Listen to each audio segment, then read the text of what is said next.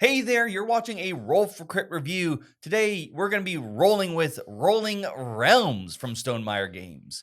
Now, you may have recognized this title because it was actually released as a print and play early on in 2020, but now we have a physical copy from Stonemaier Games here to show to you. That's right. Now, if you haven't heard of this, the idea behind this game is you'll be rolling these dice and writing on certain realms the numbers you get. Your goal being trying to get the highest score within 3 rounds. A lot of rolling going on in today's episode from this game and from us. Dice are a big theme of this one, of course. Yes, you will have these two lovely D6s. Any D6s will do, but the game provides two that are nice and large. Just jumbo-sized D6s. They will make quite a noise depending on the surface of your table.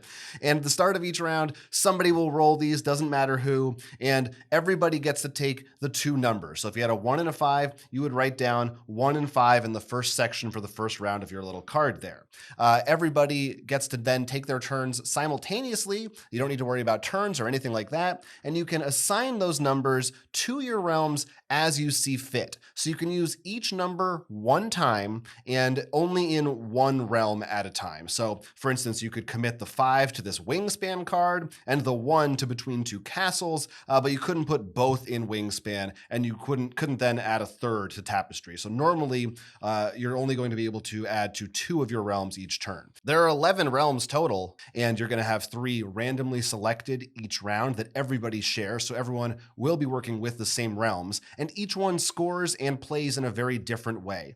So Wingspan here wants you to add numbers in to a certain amount. So you're trying to reach a certain sum as seen at the top, while Between Two Castles wants you building a foundation of numbers, getting from higher to lower as you go up the tower. And then Tapestry has you actually filling in different marks depending on which number you get to fill in one of these shapes and try to mark as many squares as you can in those areas. Again, there are 11 different realms total, and if you hadn't picked up on this already, each one is loosely based on a different Stonemaier Games release. So we've got My Little Scythe, Charterstone, The Society, which is the copyright-free version of Red Rising, Viticulture, Pendulum, Scythe, all these games that you would expect, and each one has a fairly different way. Some of them do carry over some of the same elements of how you're adding in dice, crossing off portions of cards, but they're all unique and they all score differently. While Jonathan was laying out all those realms, you may have noticed a couple symbols on there. There's a coin, a star, a heart, and a pumpkin.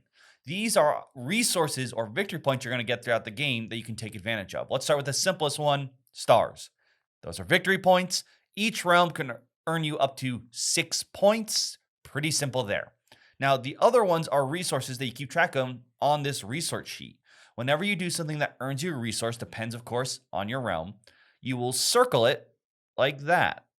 Now, once you have enough of those circled, you can spend them at any time to manipulate the dice in some way. For example, the pumpkins are going to let you add or subtract. The hearts will actually give you duplicates depending on what's rolled. And the coins will reward you if a 7 is rolled, very Catan-like, or just give you another die if you spend that many coins. So if you spend 6 coins, it gives you another 6 die. So when you do spend them, you'll cross them off like that so you can't spend them again. And any leftover resources you have will be converted to 0.1 of a point. Yes, you will be keeping track of fractions of points.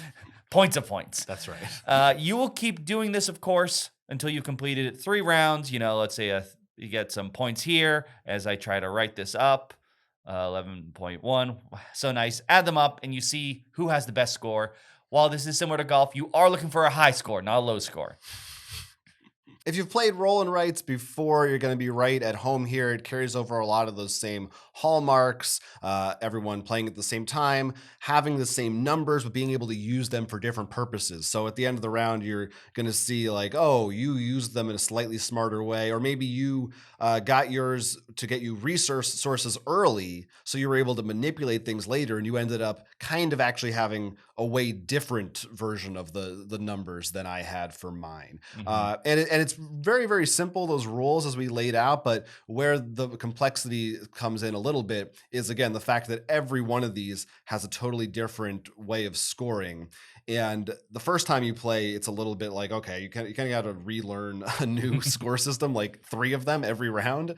But then after that, you don't know which combos are going to come out, and they can definitely interact in interesting ways with each other. Yeah, sometimes I mean, the 6 is usually pretty strong, but sometimes you're like, I really need to get the 6 here first. But other times you're like, oh, I need those low numbers first. So it can be weird depending on what combination you get. The other big thing, at least to me, that stuck out is like there are plenty of roll and rights out there, and you could still probably print and play this, I think. I don't know. I didn't occur to me to check this, but definitely like it feels very nice to have dry erase instead of a sheet and these big, like you said, they could have put regular dice in. I mean, but this is pretty par for the course if you've ever played a Stonemaier game, which is, I feel this is almost like for people who play a lot. It's like all these little, I mean, it's just a name, but it's like an Easter egg. It feels like, oh, it's pendulum. Look, it's hourglasses. Get it? You know? Yeah, I don't know if you aren't familiar with board games. If you play this, would you just be so confused? Like, what is a charter stone? I don't know what this means. What does this have to do with pendulums? It's like, okay, it's a sand timer. Yeah, so thematically, it's just kind of a goof. But, and also, I have one minor quibble. Sometimes I think these giant dice are actually like, maybe this is my own paranoia, but I feel like I get the same results because they're so big that they like don't roll as much in my hands. I'm like, I need smaller dice to shake around more. But you can use any d6s that you want, of course. But yeah, it's a nice, solid roll and write, and like you said, it's for it goes 1 to 6 players, and I think you could kind of, if you have multiple copies, you can play with more than 6. So there's no reason you can't, because it's one of those roll and write games where you could play it over Zoom, you could do anything like that as long as I mean, it everyone was has the released cards. during the time we were all doing Zoom. I mean, that was sort of Yeah. the purpose of this game.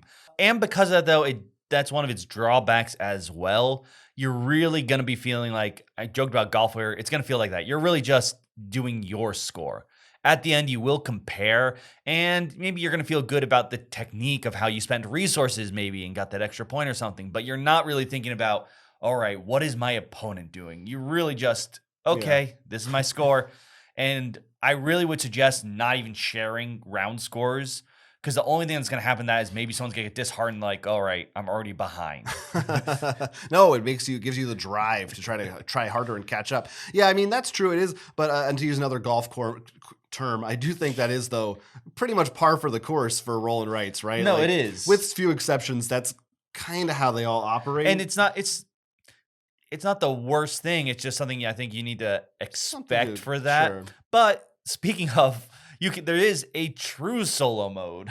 There is an act. play. Yeah, so you can just do this, like we said, solo mode, just try to get a best score. They also have this whole golf course thing. This is the golf episode, folks. Yeah, it looks like a big game of mini golf. They even have like a fake mock-up of what it would look like. And each hole, quote unquote, that you're playing through has unique rules. So it tells you which cards to use. And there might be other stuff too. Like you might have to fill things in a certain order. Or I played one of these where you weren't just trying to get the best score. You had 3 cards and you had to get 3 points on one, 4 points on another, and 5 points on the third. So that became really tricky because now you're thinking, I don't want to get too many points. I might have to stop myself from doing better than I was already doing. So that's cool. There's that is a really nice touch. There's a whole, you can see there's a full 18 holes, and they even have like a par number for each one of how many tries it should take. And I think that's very clever and enjoyable, because it's not simply just I feel if I were to play this a lot, and I haven't hit that yet, but it could be like, I know what I want to do if Euphoria comes out. Like, I would just be like, okay. But those weird rules are like, okay, that's what I would do. But, and especially sometimes you're like, I guess I'm going to try to get resources at that. Oh, but if I do that, I get an extra point. In like your example, the 3, 4, 5, like I already got 3 points. I can't touch that realm. Yeah. It's really interesting the way they did that. And I do think even with just this small amount of cards, there's still like a lot of possible permutations of which 3 you're going to get and how they bounce between each other and how you want to divide them. your numbers between the different ones you get. For me, it is enough to keep it going. But I do expect to see if they make, whenever a new Stonemaier game comes out, it better just come with a little promo for this one. Otherwise, it's going to be an incomplete set. Crits and misses for Rolling Realms. Crits. Even with just a small number of realms, there are many possible combinations that you could run into, and each one has its own unique puzzle for you to solve. Each realm is named after and influenced by a game from Stonemaier, which is a fun little Easter egg for those who are familiar with their catalog. Like most roll and writes, this one includes simultaneous play, which makes it a great candidate for large groups if you have the pieces for it, or for just playing all by yourself with the included solo modes. This game will be an excellent choice regardless of how many people are at your game night, or if you just want to take the challenge on by yourself. Misses. There are 11 different realms in this game, and you're going to have to learn different rule sets for each one. Because they're all different, they can be a little bit confusing sometimes, and you may have to read them a couple times before you understand how you're actually supposed to score them. While I found most of the individual rule sets relatively simple, there were a few that we had to figure out in the rules and make sure we were playing them right. And when you combine that also with some of the resources and the way you can use those to manipulate dice, there are some little interactions here and there that might just make you think a little bit harder than you want to with a generally simple game. Like many roll and writes, this really is more of a solo experience. In particular with this one, I just felt that there was really not much need for me to even look or interact and talk with other players until the very end when you just saw if you won or lost. I think if you're a fan of roll and write games, and especially if you're also a fan of Stonemaier games, this is one to check out. It is, for a Stonemaier game, relatively small and inexpensive, and it's gonna scratch the roll and write itch, I think, in a strong way. I think it's a lot of fun. I don't know that this is gonna be the game that's gonna revolutionize the roll and write world. Like I said, if you already have a ton of roll and writes on your shelf, this one might not be the one that's going to really blow the lid off everything else, and you're going to always just come back to this. But it's still very, very solid, and I did have a lot of fun playing it. I think the components are fantastic, and definitely, at least for me, following the tradition of Stonemaier, making sure you have good quality cards and dice. The games themselves, and obviously, like we said, this was designed in a time when none of us can get together, so it's almost like, yeah, it's a little hard to do interaction, especially if you're doing it over Zoom or something. So I get what they were going with here. And it still has these really clever things in keeping track of resources and stuff, and more than just putting numbers in an Excel sheet. So I enjoyed that. And of course, as someone who plays a lot of board games and has enjoyed Stonemaier games, it is cute to be like, oh, we're going to the Wingspan world now. Yeah. Thematically, some people might not be as into this because there really is no theme. The theme is there's just different ways to score. But for some reason, I was fine with it. It worked for me in this game. And I really do think if you are especially into solo roll and writes, you might actually get a lot out of the mini golf solo mode that they have in here, because there's different difficulty levels and everything. You could get a lot of replay value out of that too. So if you get a hole in one on the 18th hole, do you get a free game? You know what? No, you don't. But we'd love to hear from you what you think about Rolling Realms in the comments. Maybe you played the print and play version of this and are seeing some of the changes that are now included, or you're coming to it for the first time as a roll and write fan or a Stonemaier fan. Talk to us in that comments section. Let us know what you think about all that. Until then, I'm Will. I'm Jonathan. And this has been Roll for Crit. Thank you for watching this whole video. It means a lot. If you want to help support us more, of course, you can simply just click that like and subscribe down there. You can go to our Patreon or visit our merch store. Fun fact, if you're at the high roller tier in our Patreon, you actually get a discount for some of the awesome merch we have in our store. So check both out.